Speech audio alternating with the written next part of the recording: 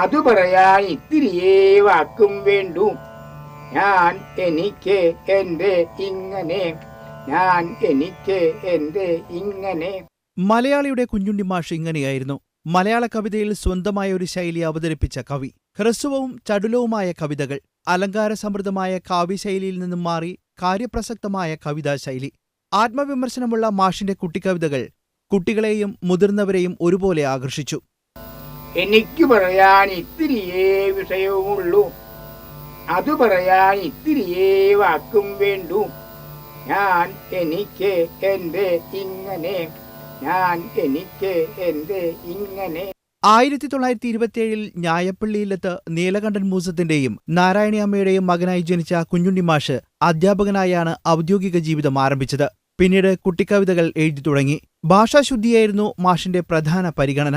എങ്ങനെ ലളിതവും വ്യക്തവുമായ ഭാഷയിൽ കവിത എഴുതാമെന്ന് മലയാളിയെ പഠിപ്പിച്ചു കുഞ്ഞുണ്ണി മാഷ്. കുട്ടികളുമായി സല്ലപിച്ച് വാർദ്ധക്യകാലം കഴിച്ചിരുന്ന മാഷിലേക്ക് 2006 മാർച്ച് 26 മരണമെത്തി. അങ്ങനെ ആകാശത്ത് ജ്വലിച്ചു നിൽക്കുന്ന അനേകം നക്ഷത്രങ്ങളിലൊന്നായി കുഞ്ഞുണ്ണി മാഷ് മാറി.